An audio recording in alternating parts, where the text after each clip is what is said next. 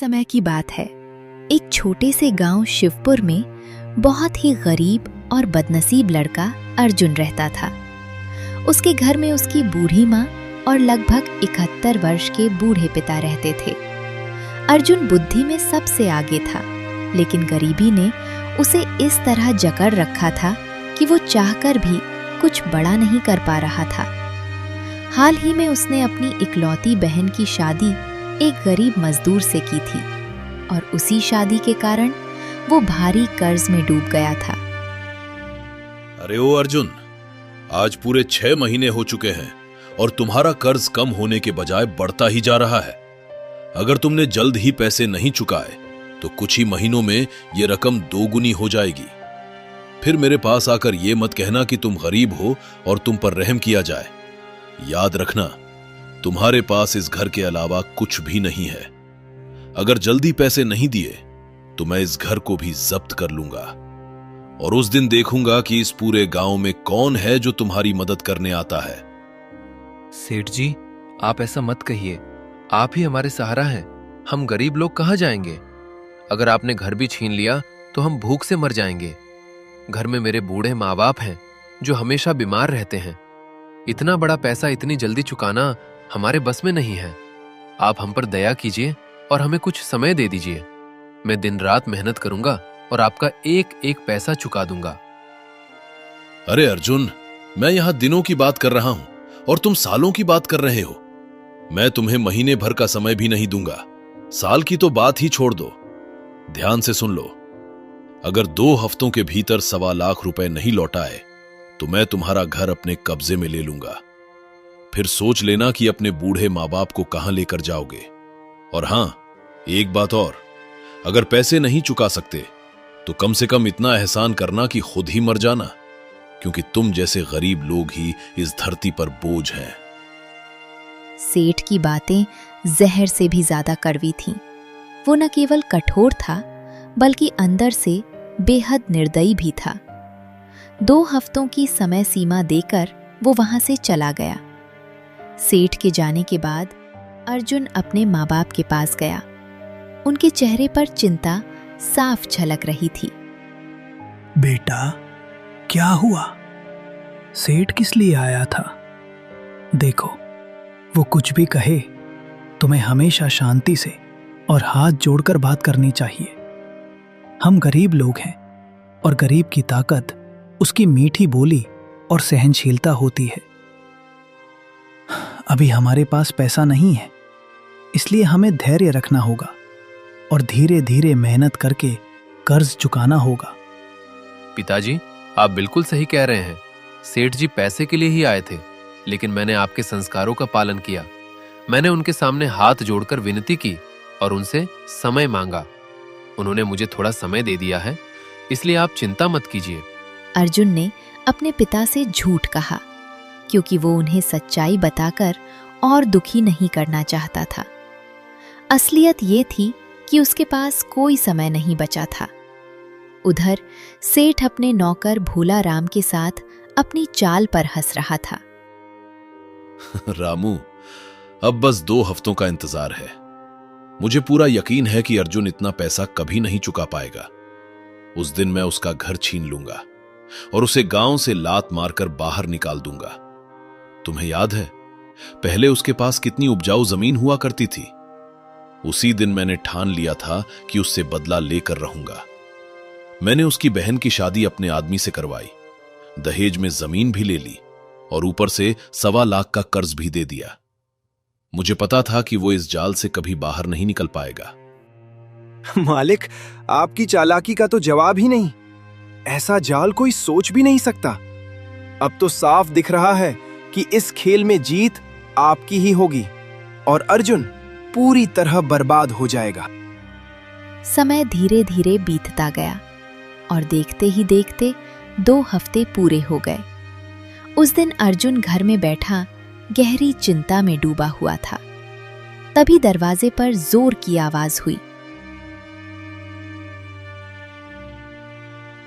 अर्जुन, समय खत्म हो चुका है। अब मेरा पैसा वापस करो, वरना जो होगा उसकी जिम्मेदारी तुम्हारी होगी। मालिक, एक बार फिर दया कीजिए। आप जानते हैं कि हम कितने गरीब हैं।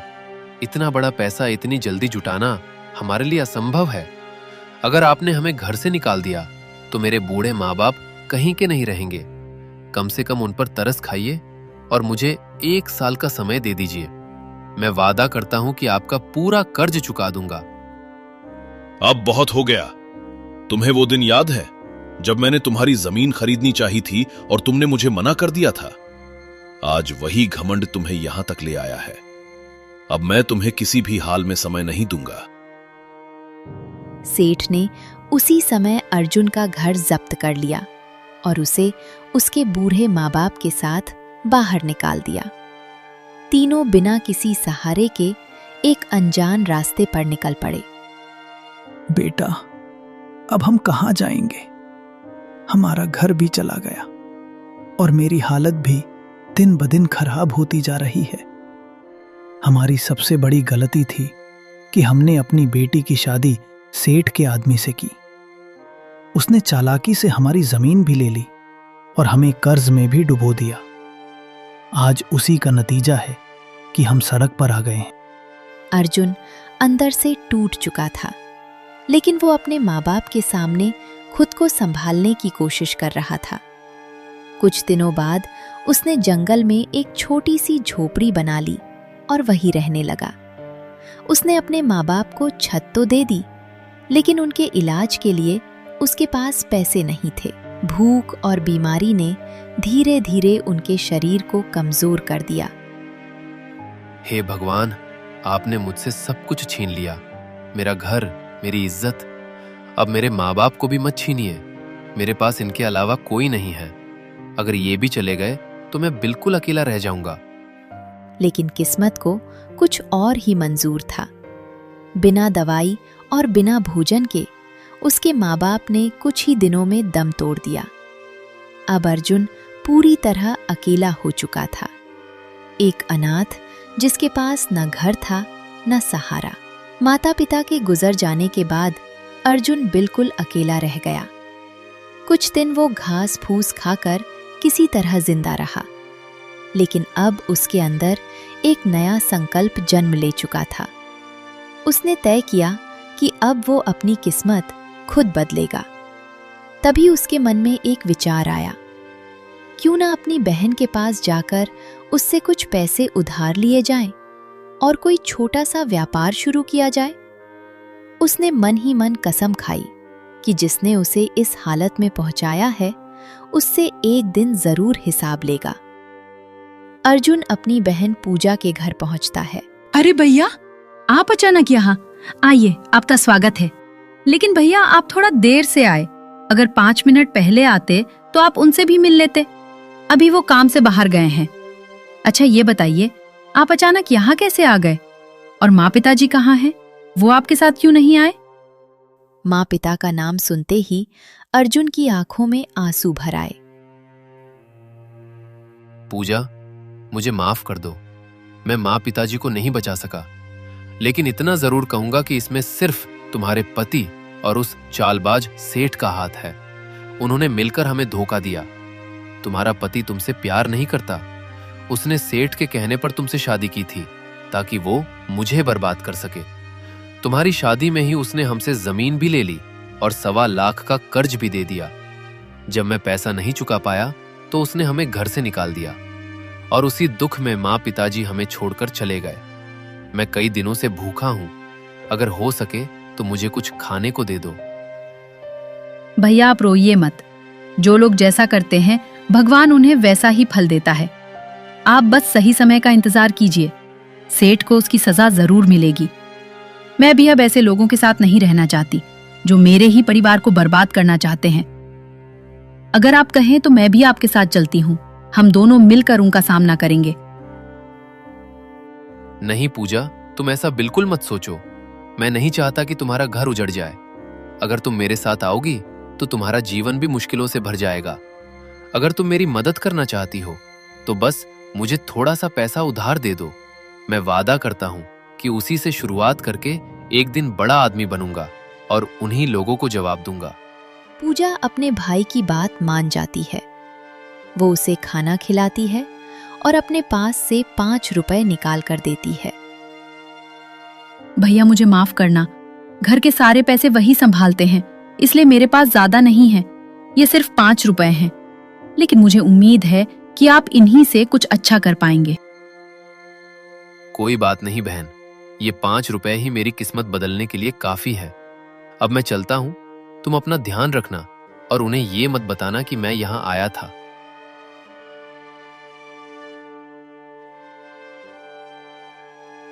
अर्जुन वहां से निकल जाता है। अब उसके पास कुल 5 रुपए थे, लेकिन उसके सामने सबसे बड़ा सवाल था, आखिर इतने कम पैसों में वो कौन सा व्यापार शुरू करे। सोचते सोचते वो एक नए गांव में पहुंच जाता है। भूख से बेहाल होकर वो एक समोसे वाले के पास जाता है। भैया मुझे बहुत भूख लगी है, ये समोसा कितने का है? भैया भैया यहाँ 1 रुपए में 2 समोसे मिलते हैं, आप आराम से खाइए, पेट भर जाएगा। अर्जुन को अपनी ही कानों पर विश्वास नहीं हुआ। वो बार बार दाम पूछता है और फिर पूरे गांव में घूमकर अलग अलग चीजों के दाम जानने लगता है। भाई इस गांव में हर चीज का दाम एक ही है, चाहे समोसा लो, बर्तन लो या फिर सोना चांदी ही क्यों ना हो, सब कुछ सिर्फ 1 रुपए में मिलता है।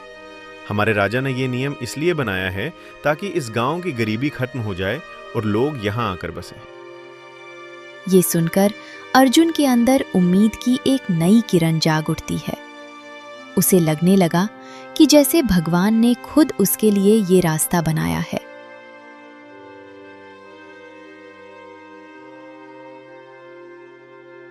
वो रात भर सोचता है और अगली सुबह एक योजना बनाता है। अगर इस गांव में हर चीज 1 रुपए की है तो मैं यहाँ से सामान खरीदकर अपने गांव में बेच सकता हूँ। वहां ये चीजें बहुत महंगी बिकती हैं। अगर मैं सस्ता बेचूंगा तो भी मुझे अच्छा मुनाफा होगा। अगली सुबह वो 5 रुपए में ढेर सारी सब्जियां खरीदता है और उन्हें ठेले पर लाद कर अपने गांव के बाजार में ले जाता है।